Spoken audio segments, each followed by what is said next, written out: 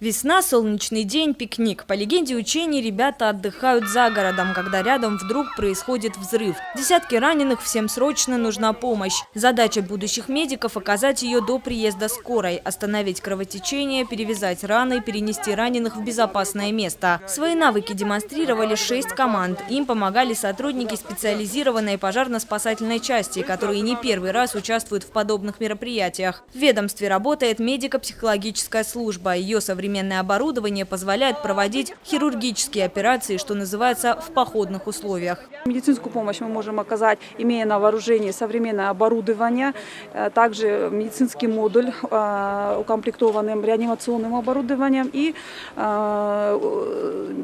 имея в наличии медиков, которые могут оказать квалифицированную медицинскую помощь.